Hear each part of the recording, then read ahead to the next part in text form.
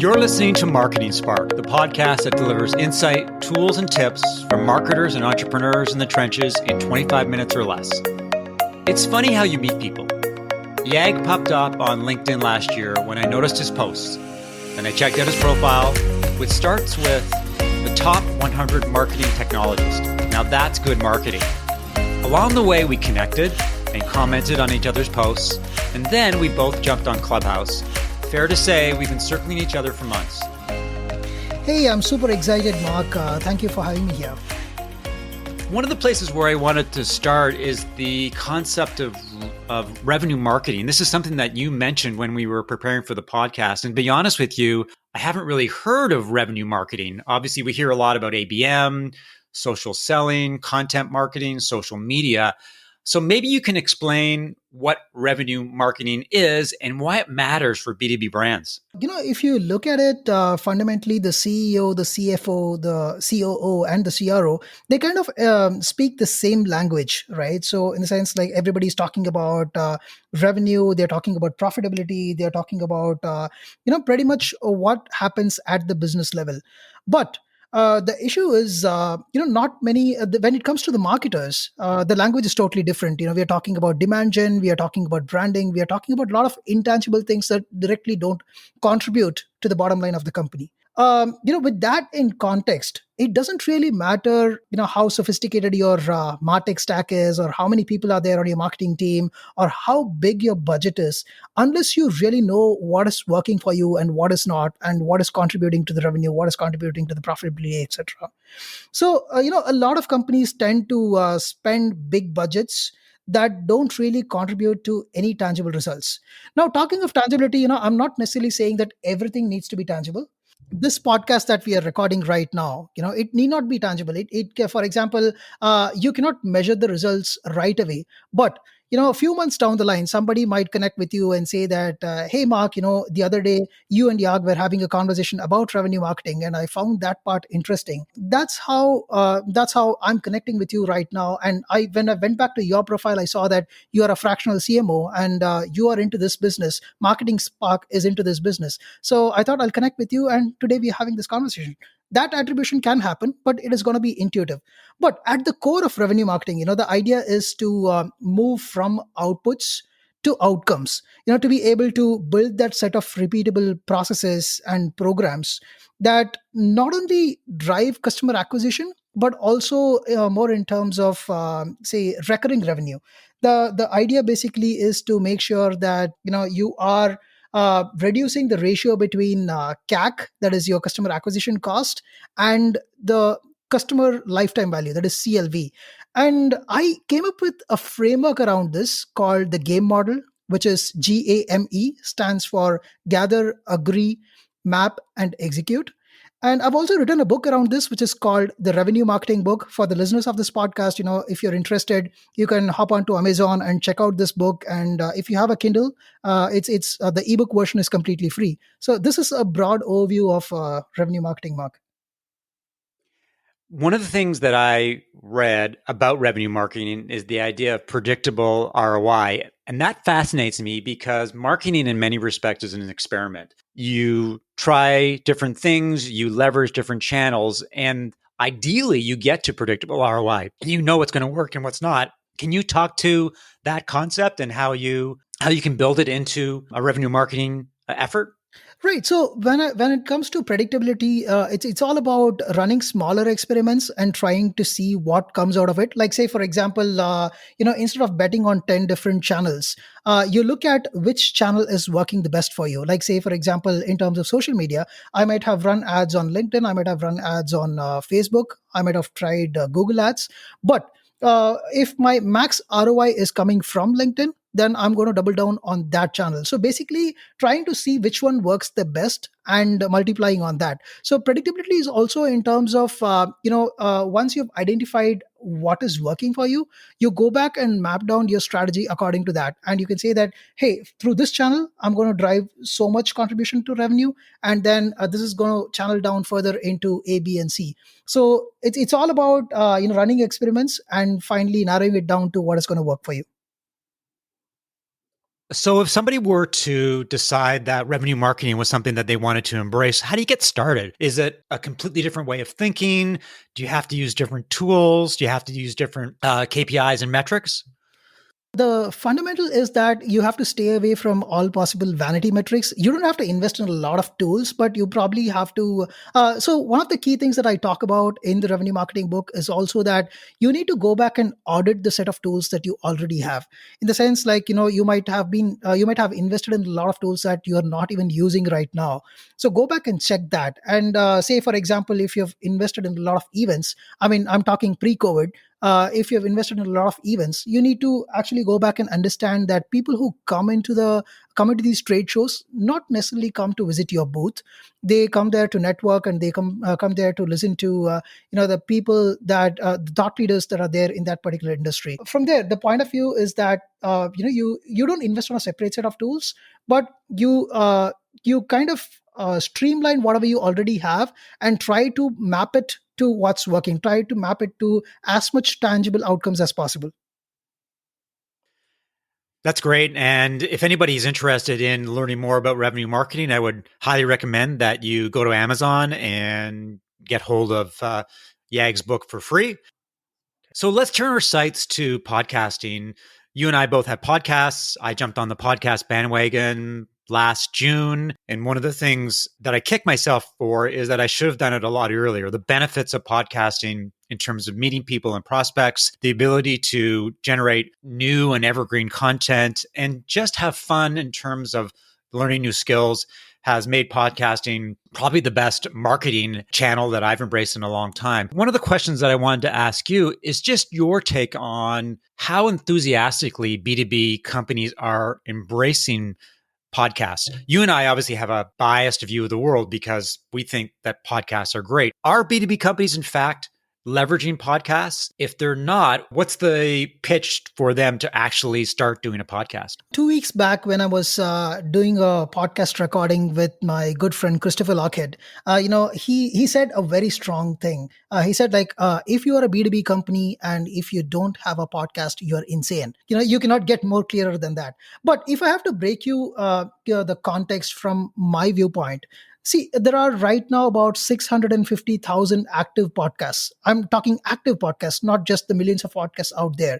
What is happening in the podcasting world right now is it is going through the exact stage that blogging went through in and around 2009, 2010, when HubSpot was coming into the scene. So the way I look at it is you need to have a clear sense of purpose as to where podcast contributes to your marketing flywheel, whether it's going to be your top of the funnel and demand generation, or are you using it for brand building, or is it going to be something that contributes to your ABM, that is account based marketing, where the idea is to build relationship with the people in your target account. Like, say, for example, if you always wanted to build a relationship with one of the decision makers in those target accounts, invite them as a guest on your podcast, build relationships, because the focus is on them, and you're talking to them in a non-salesy atmosphere. So that makes a lot of sense. So the fundamental point of view is you need to have a sense of purpose as to why you're doing your podcast. Otherwise, it becomes yet another channel where you're present, and you're going to be one among the millions of podcasts out there, and it's not going to contribute to your bottom line or even your brand or anything in any way. I totally agree with you. And in fact, James Carbari, who runs Sweetfish Media, suggested on a LinkedIn post a couple of weeks ago that all B2B companies are going to have a podcast at some point in time, just like all B2B companies have blogs right now. And I totally agree with that view. It's a complete no-brainer for lots of different reasons, many of them that you've talked about. But the other thing about podcasts for B2B companies is the ability to take a podcast and repurpose it into lots and lots of different types of content, whether it's blog posts, ebooks, social media snippets, social media updates, and the list goes on and on. Given the growing emphasis on content marketing, you got to look at podcasts as being the engine for a lot of content. And that's why I think most companies will find it impossible to resist having a podcast at some point in time. The opportunity, as you said, to leverage the podcast is way more, in the sense, like, today, right now, we have too many transcript softwares One of my personal favorites is Descript, which allows you to break down your podcast into a proper blog or a proper transcript, and it also helps you in editing the podcast as well.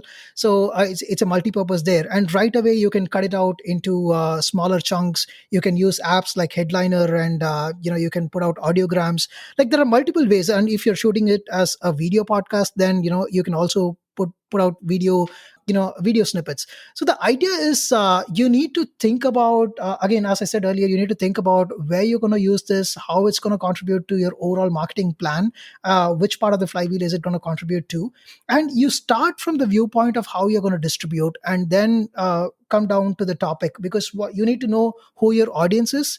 You need to know where they are present and what format of repurposing makes sense in that channel. And then if you can map that to the set of questions and the set of topics that you prepare and the kind of guests that you get into your podcast, I think it all works backwards. That's great insight. So let's talk about Clubhouse. We've got to talk about Clubhouse. I've been on for about 10 days and spent some time, not a lot, experimenting, dabbling, hosting rooms, just trying to get a feel for the value of Clubhouse.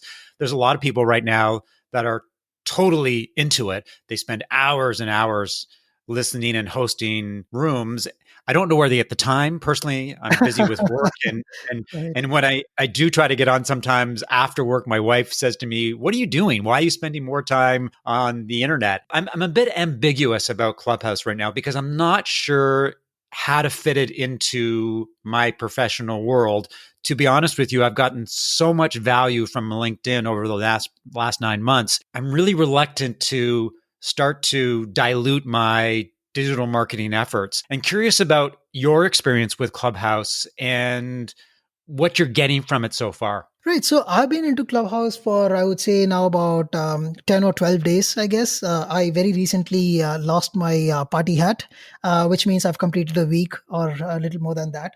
And for me, what happened was, something that I really love about the way Clubhouse was promoted was it was all around the FOMO, the fear of missing out. And I had one of my friends from Romania reach out to me and say that, Yag, you need to be on Clubhouse. The best of the best people are here. You get access to these people, you can connect with them, and it's very authentic and blah blah blah.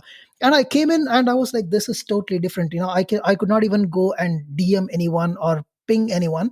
It was all voice. So what I like about Clubhouse is that you cannot come in prepared. Right now, if somebody is into a specific room and they are discussing a specific topic, then if whether you're going to ask a question or you're going to answer something, it's going to be on the fly. So it's not going to be rehearsed. It's always, it's going to be authentic. That is something that I really love.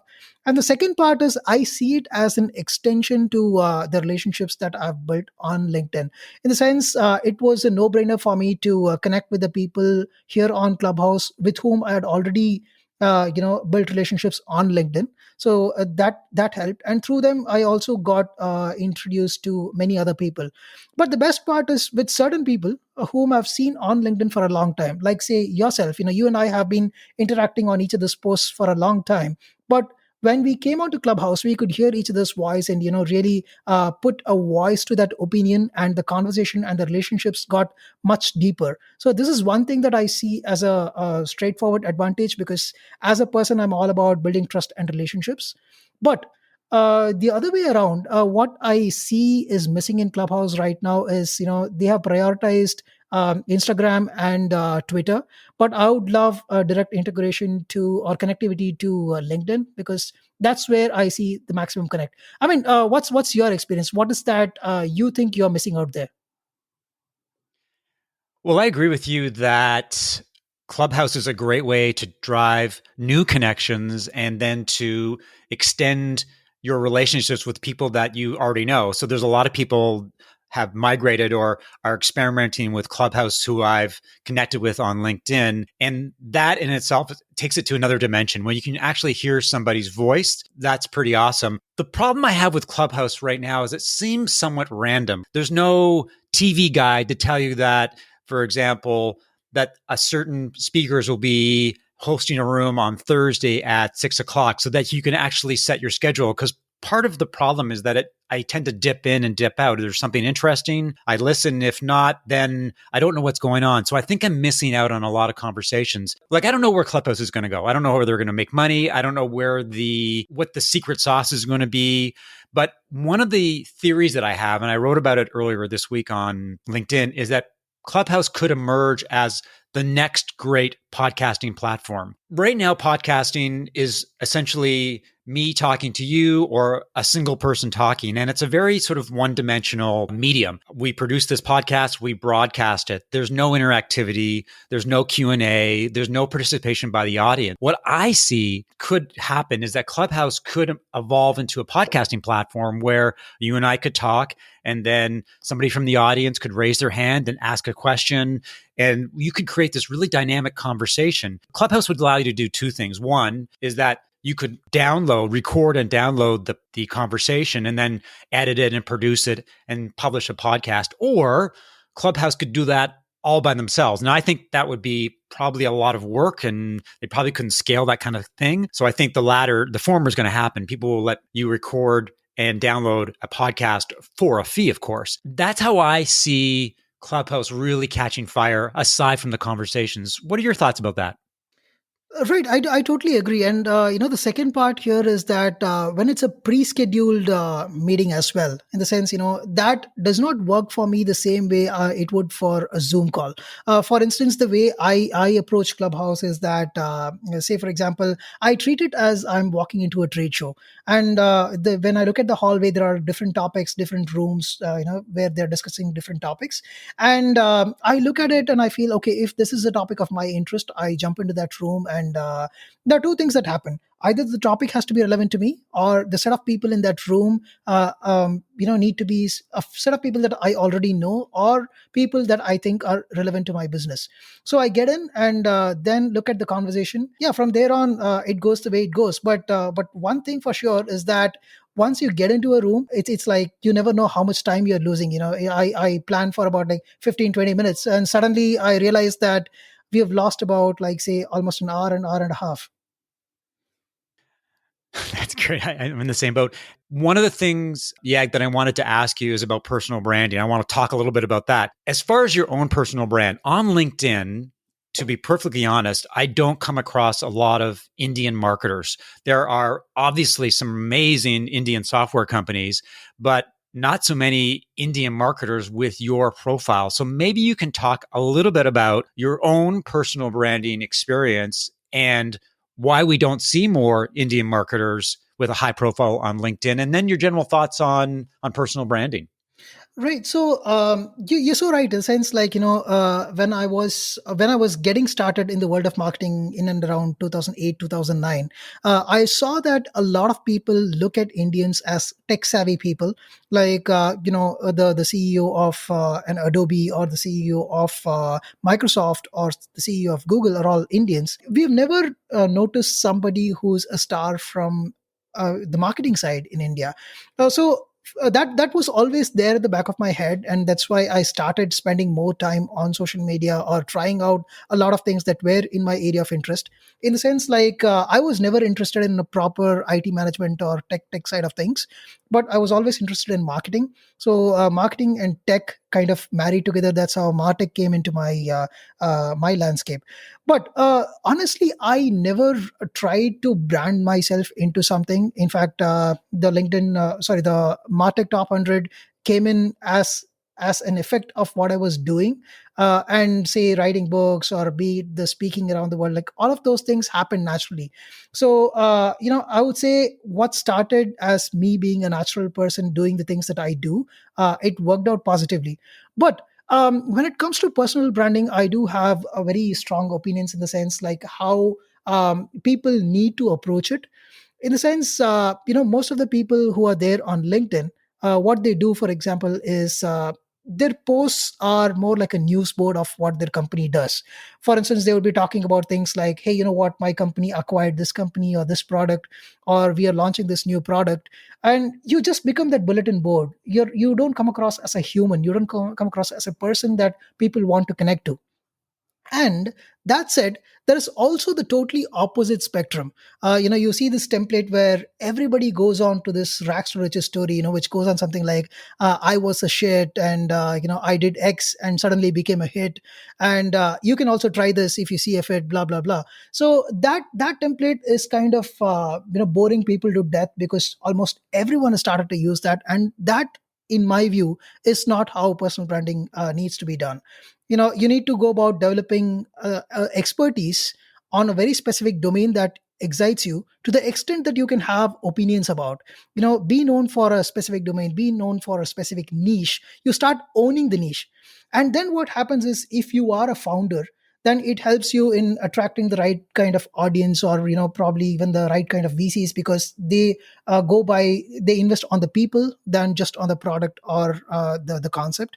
And similarly, if you are a job seeker, again, it's not about the company, but if you establish a niche or if you carve a niche for yourself, you can start looking at companies that fit your worldview and the set of products that you would represent into. For instance, I can never see myself working with an insurance company or working with an IT management firm or anything other than martech, because this is what I relate to, this is what I can have my strong opinions about, this is where I'm feeling that this is my home. So I think that's what is fundamentally more important when you go about establishing a personal brand. To be honest with you, when it comes to personal branding, and I read a lot about the value of personal branding and how to do it, I don't really think about it. I just do what I do. So when it comes to LinkedIn, for example, I try to post insightful, useful content on a regular basis. I'm not trying to sell my services. I'm not trying to promote the successes that I'm had. I'm not there to sell. What I'm there to do is establish a presence, to build trust, to create new relationships with people. And that builds my personal brand. That allows me to be more authentic, to be more real, and for people to connect with me. And I think that's the key to personal branding. Is I think people try too hard. They think that there's a method to the madness, when in fact, I think it's just a matter of being yourself and trying to offer value to other people. Absolutely. To give you a quick story around this, way back in 2012, I was writing a book called Is Your Marketing in Sync or Sinking? And every time I write a book, I always strongly believe that it's not just my opinions that matter, but I go about, interviewing a lot of people around the world who have been there and done that, and cast those stories or glean into their experiences and put it into the book. And it so happened that I connected with a guy called Chris in Netherlands, who was a CMO of a marketing agency there. And he gave me a 20-minute appointment, which went on to become a 2-hour conversation. And fast forward 6 months, he hosted me at his home. Like, we became such good friends. He took me to the Chamber of Commerce. Like, we started working together on a lot of projects together. And, to this year, I visit him at least once a year and spend about 10 days there, except the 2020 season. So yeah, I really believe that, as you said, it's all about being yourself and building those honest relationships, and don't really look for a transaction while you start. If something happens where you end up working together on something, well and good, but at the end of the day, it's all about building that relationship and that trust. Yeah, that's great insight. So where can people learn more about you and what you do? After my house, the most time I spend on is LinkedIn. So people can my name is little unique. So the moment people type in YAAG, I'm hard to miss. And apart from that, people can also hop onto the ABM Conversations podcast. We are a 1-year-old podcast, but we managed to quickly become among the top 1% B2B marketing podcasts in the world. So if you're interested in this domain, catch up with us there as well. Thanks for listening to another episode of Marketing Spark. If you enjoyed the conversation, leave a review and subscribe via iTunes or your favorite podcast app. For show notes of today's conversation and information about Yaag, visit marketingspark.co/blog. If you'd like to suggest a guest or learn more about how I help B2B and SaaS companies as a fractional CMO, consultant, and advisor, send an email to mark@marketingspark.co. I'll talk to you next time.